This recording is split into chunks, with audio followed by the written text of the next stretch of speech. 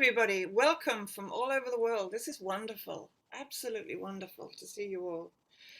I'm going to share the screen now, and I'm going to whistle you through whistle you through something here around shame, and it's going to be so short that you're going to be frustrated with me, but it's the best I can do. What I actually love is that Prani is here from Thailand, and Hannah is here from Slovakia, and two examples I'm going to give you today are from those two countries, so that's lovely. So let me share now and bring up this one on shame. So I don't know how much you know about shame. I don't know how much we do this in the Satir model, but here we go.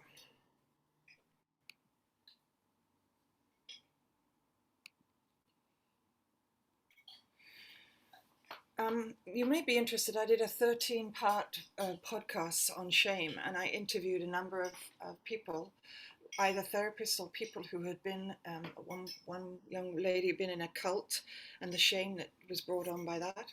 But it's really prevalent, and yet it's so difficult to transform. And I just want to show you how I do that in the sand tray, using the Satir model in the sand tray. And if you want further information about what I do, then you can email me or talk to me. What we need to know, though, is this little chart that I have developed. And this little chart, I'm not going to go into it today. This takes a whole weekend. But do you see that the yellow part of the chart? That is what Satir would call congruence. And in Porges terms, that's what's called the social engagement system or play state. And that's where we want our clients to be. And there's all sorts of other terms for that same state of being at peace and connected, including healthy, regulated, and congruent, and securely attached. But most of our clients come in the green zone, which is much more hyperactive, hypervigilant. It's based on the sympathetic system, which is the adrenal system. And some of our folks these days particularly are coming into us in that red zone, which is the shut down parasympathetic system.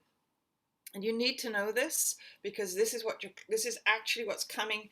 This is coming out of the brainstem down here from the cranial nerve, and the play state comes from the ventral vagal nerve, which comes around particularly to the face and touches on all other parts of the body.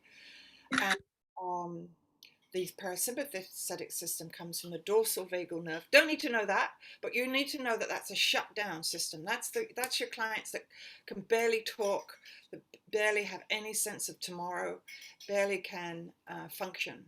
So we've got these very hyperactive clients, and we've got these hypoactive clients, okay? And shame, this is why I have to show you this, shame lies on the border between sympathetic and parasympathetic.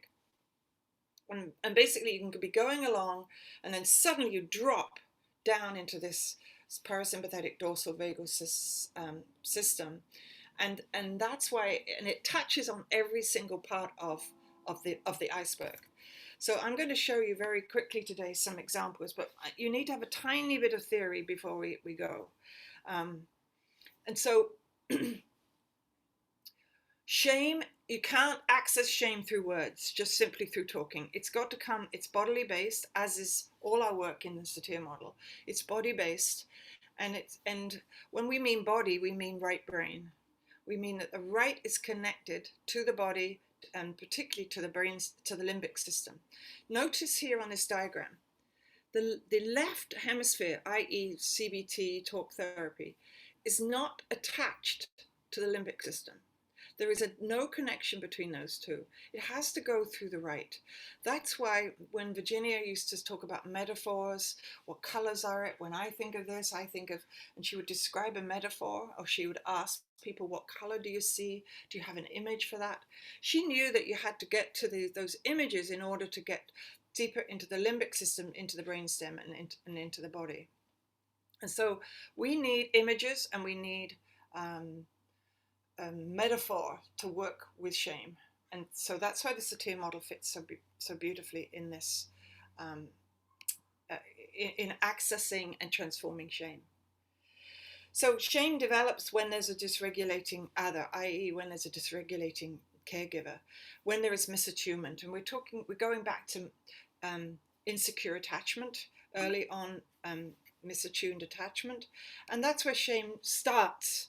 And this is Pat DeYoung's work, and she and I did this podcast together, a couple of podcasts, and she says when there's ruptures, shame occurs, but particularly when it's not repaired, that's when shame occurs.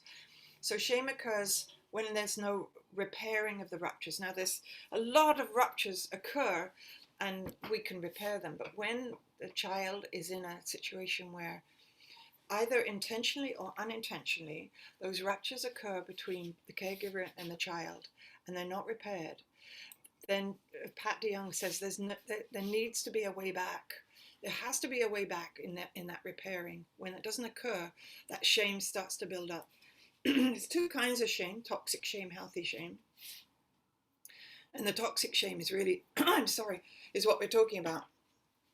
And we're questioning around: do you love me? Do my parents love me? Am I lovable? This is at the level of self. Am I lovable? Or in other words, I am not lovable. I have to hide from who I am. I am not even human. I'm invisible. So there's a sort of starts the belief system around at the level of self, because it touches on so many parts of the iceberg. In fact, it touches on all levels of the iceberg.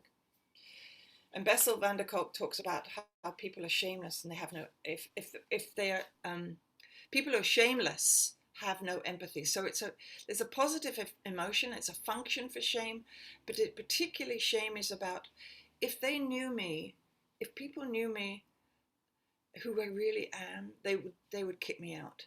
And the essential part of being a human being is that we are socially connected. And so we have to keep whatever it is, our beliefs about ourselves, we have to keep them hidden so that we don't get kicked out of the tribe. So the problem with shame is that it makes you avoid things. You not only avoid telling others, but when you feel a lot of shame, you avoid yourself. So, so let's summarize before we begin. I'm going to show you some slides now of some sand trays I did with some in the demonstrations in Thailand and in Czech Republic. So shame is in the body. It's relational. In other words, it comes from being in relation to another. It's usually very old. It's stuck in the body. It's a feeling. I used to not think that shame was a feeling. I thought it was more than a feeling, but it's described as a feeling, but it touches on everything. It's insidious. It's also cognitive, and it's unspeakable. And it's life-threatening. So if you think of that line between the green and the red, when you go into red, your perception is, I have to shut right down. I have to be like the mouse in the cat's mouth. I have to shut right down because my life is is being threatened. That's what shame is. That's how powerful it is. And it puts people into this red zone or that immobilized state. It's like a black hole. And if shame is revealed, if people knew me, then I would be rejected. So there's some different parts that I see in shame around expectations, and other people call that critic. By the way, this is not internal family systems. I don't have stereotype names for things, but there are some similarities. So expectations are the sort of the critic around the things we should be doing. There are feelings of being vulnerable. There's feelings about feelings, which is disgusting. I'm less than. Perceptions, well, actually I'm less than is probably also a perception. And self, I'm acceptable, I'm less than.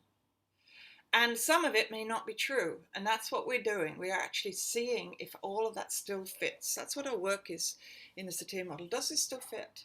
Does this still, that was then, what about now? So shame is much connected to depression, or particularly catatonic, kind of really serious depression, where you feel helpless and trapped. And incidentally, where there's trauma, there's usually shame. There's usually shame attached to it. So you always got to be looking for shame. So those who feel shame spend their lives trying to protect their body from the feelings associated with shame. It's like it's not a knowing. You don't know it at a conscious level, but your body knows. So later, this creates a very disorganized attachment and later dissociation. So when you see that, when you're looking at people with dissociation, you're gonna find shame and depression, and also body dysmorphia. It's so because shame can really skew perceptions. So we've got to keep that shame hidden, or else we're going to be rejected. So let's move on to. I'm going to go to. Let's go to this one. Don't know if you know Pranny. I don't know if you know this young woman now, but I did this in Thailand in 2015. So she came to me at the end of the week that I was with Pranny in Thailand, and she said, "I want to talk to you. I want to demonstrate my abuse from 30-something years ago, and I was told to keep a secret." So right off the bat, you look at her face, and her face is in extreme distress. And she has never spoken about the abuse before, ever. And this young woman could not put anything in a sand tray. Just look at that face. The fear, absolute terror on her face. And at this point, I got up and I said, "We don't have to do this. We don't have to do this at all. We can stop right now." And she didn't want to. She didn't want to stop. She carried on. And I asked her how she'd like to be different. So in other words, I went straight to yearnings. And when people are in this immobilized, that red zone, the parasympathetic red zone, they are frozen.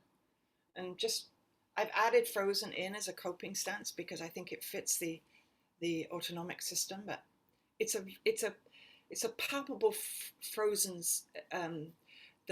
frozen state that is driven by the parasympathetic system. So she was frozen. She couldn't. And I offered her some, fairies and things. And it was just like, I think she was probably thinking, "You're kidding me. I'm not a fairy. I can't even imagine being a fairy." And she looked at it and she looked at it and she looked at it. And in the end, she threw down a rock. And in those days, they'd made hearts out of nail polish on the rock. But for some reason, that rock got turned around, and I was seeing the heart and she wasn't seeing it. It got turned around at some point.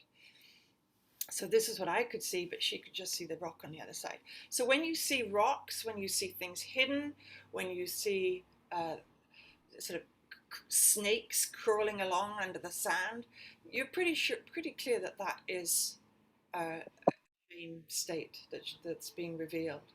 But if you were to do an iceberg of that rock, the feeling of a rock, the perceptions, the perceptions, the expectations of a rock, it's nothing. It's immobilized. It's non-existent, right? So I'm always assessing where the client is in terms of the iceberg, and when they put the figurines in the sand tray. So I say, "I see a snake in a rock," and I don't know what that's about. She doesn't tell me. And then I say, can you, I see a snake heading towards the rock. Can you stay with that image? But look at her face. We're looking at the body more in a way than the sand tray. The body is the informant. Those nuanced parts of the body, of the breath, of the shoulders. But that's a face that is of one of disgust almost. And I say something like, "Let me lend you some light." And I literally do lend light. And to give it more energy when it's so stuck, when it's so frozen. So she takes the light, and you can see now that she's coming down into much more of a calm ventral vagal, that play state. Nowhere near there yet, but fleetingly she's there. And then she's just going inside and experiencing her body. So she's less in a state of panic. and distress as the light lights it up. And now she's scared again. And she's looking at me plaintively, saying, she didn't say words, there were no words. And I said something like, I'm with you. Can you feel me with you? Because with trauma and there's a sense that nobody was there.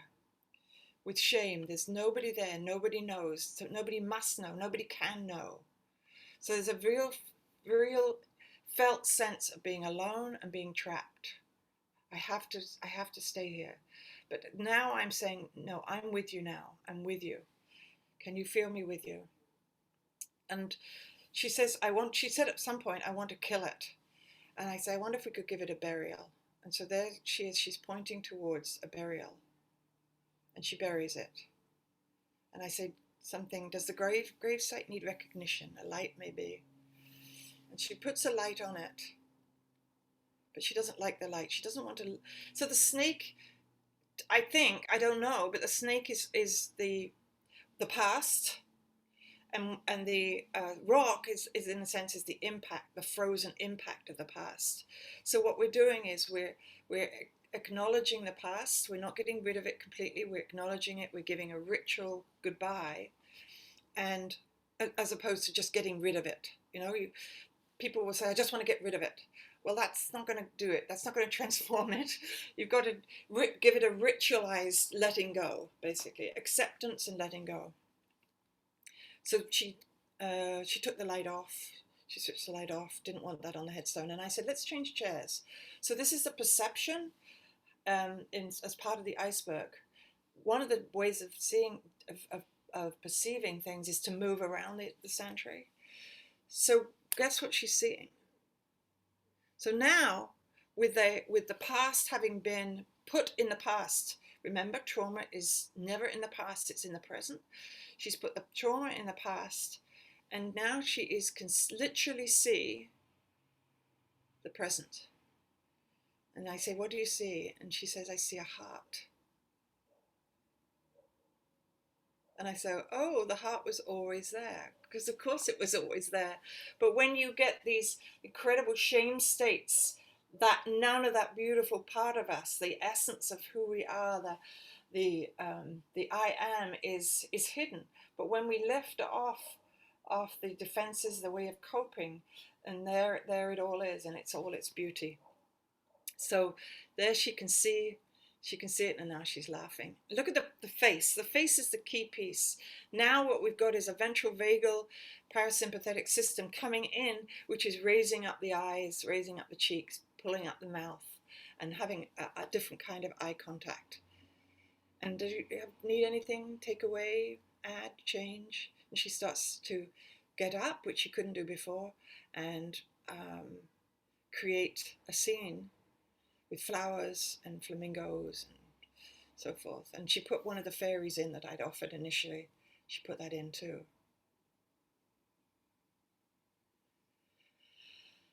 Now, next day, so I want you to notice the faces. This is so important because she's moved from a very sympathetic, angry, with a disgust on her face to one of peace, which is moving that we've shifted the autonomic system to what we would call in the Satir world a congruence. That's congruence. That's transformational change.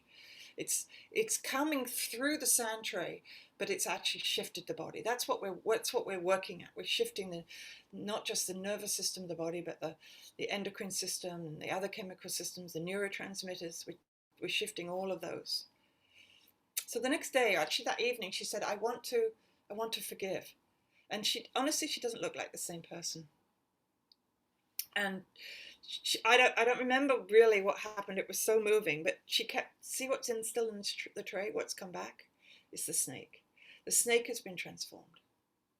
She kept saying, I want more flowers, I want more flowers. And here they all are. So that's, I don't know how we're doing for time actually. How are we doing? How much? Oh yeah, I've got a little bit of time.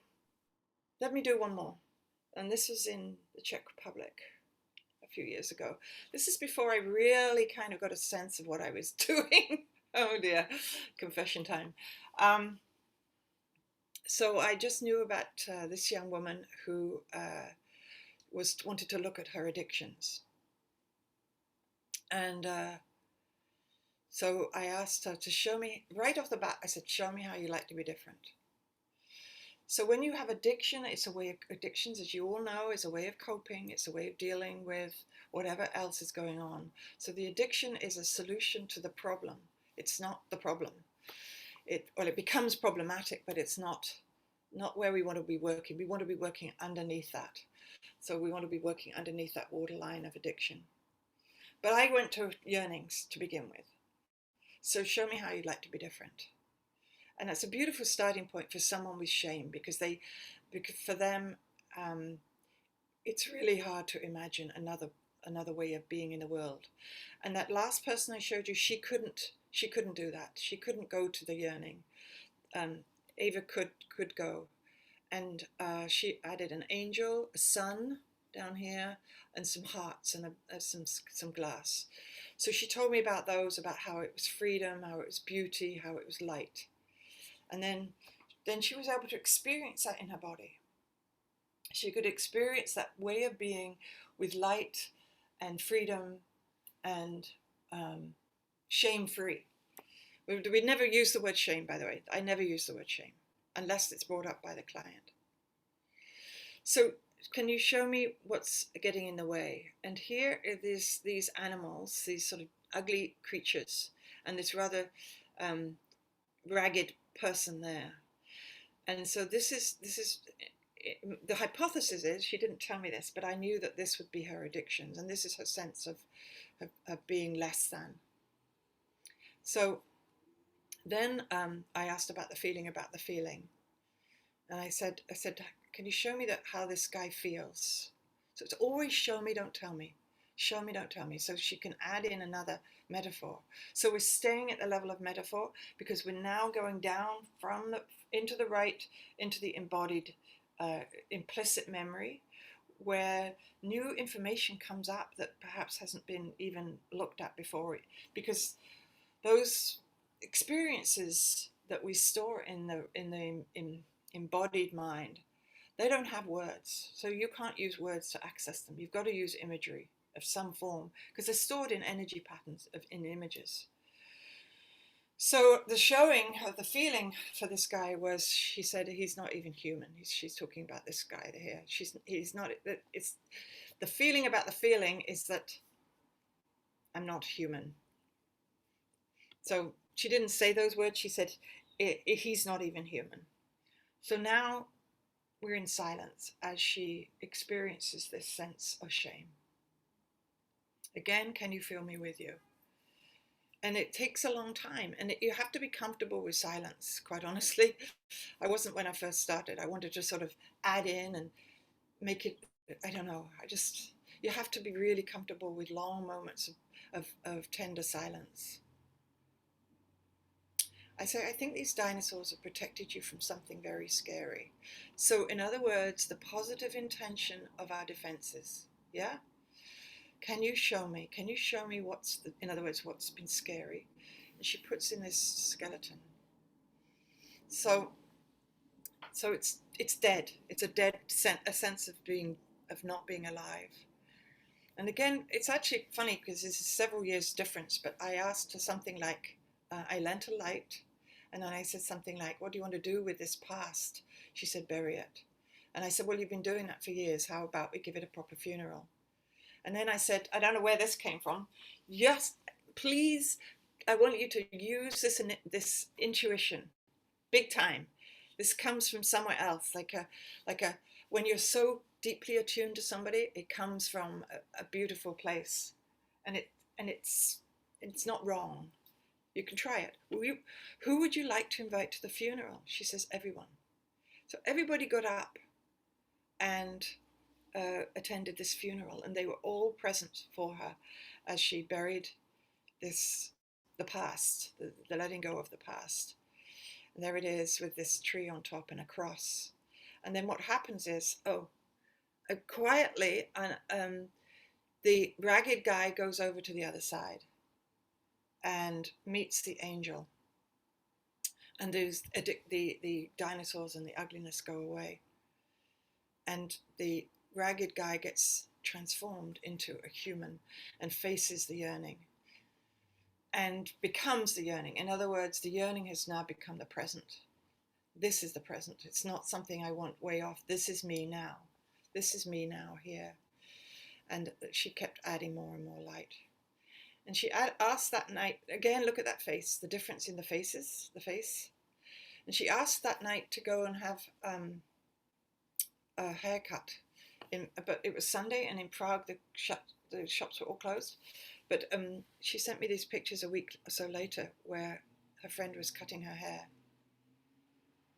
And that's what we're looking at. That's the transformation is in the body. You can see it particularly in the eyes and the mouth and the cheeks.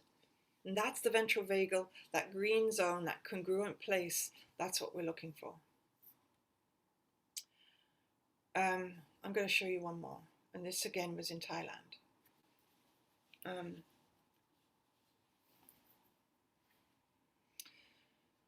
So again, you've got that face, which is soft. The lips are down, the mouth is down, the eyes are looking, but they don't have the same.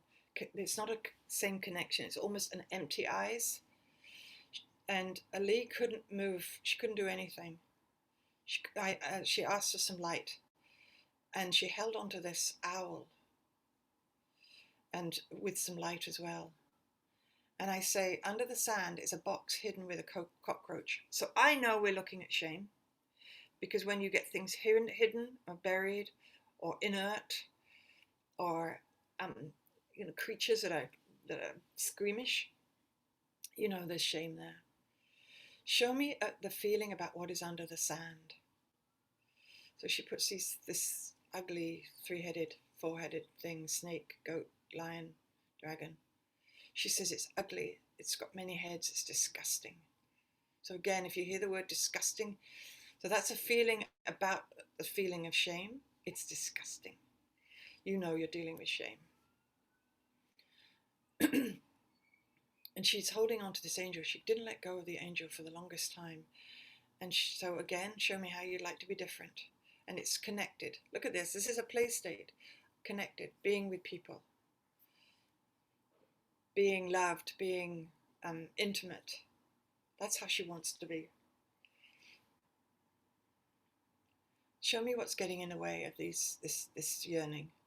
And she puts this Queen of Hearts in. And it's like, you are disgusting. You are nothing. It's like the blaming. Look at that blaming stance. It's classic, right? You are, and in a sense, this disgusting part believes it. Believes the expectation. It believes that it is disgusting. And so we've got to de-enmesh these two.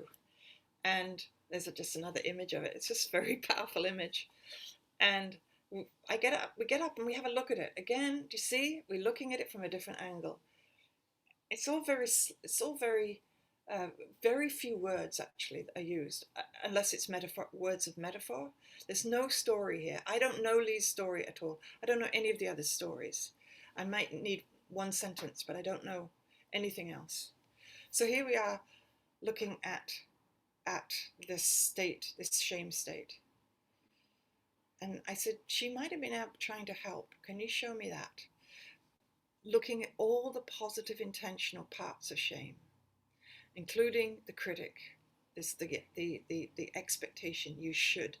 And she puts these flowers, beautiful flashing lights, it's a head thing around the Queen of Hearts. And that this way of showing how it's been helping. I don't know how it's helped. She didn't tell me. It's just an acknowledgement of how it helped. And then she said, I don't need her anymore. And she was able to put in the yearning inside this, the way that this critic had been helpful, this ring of flowers. She had made that, integrated rather, the yearning with it. And now she's beginning to experience connection. And she put this guy behind bars, but then it became smaller. So I have different sizes of as transformational change shifts incrementally, there's different sizes of the figurines to um, to to show how that is being transformed. By the way, this is really all parts party. Every Santra is a parts party. It's not suddenly you do a parts party.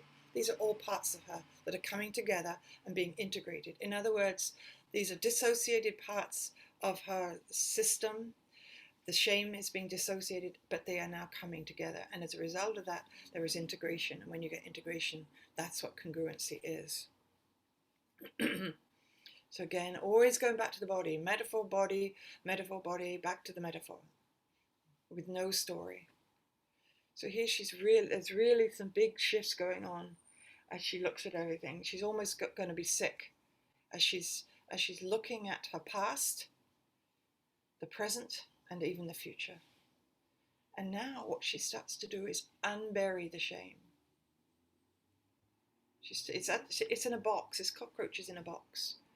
There it is. It's in there. And she's able to see it for the first time. And remember, shame, if anybody could see it, they would kick me out. If anybody knew about me, if they really knew me, they'd kick me out. But now she's showing it.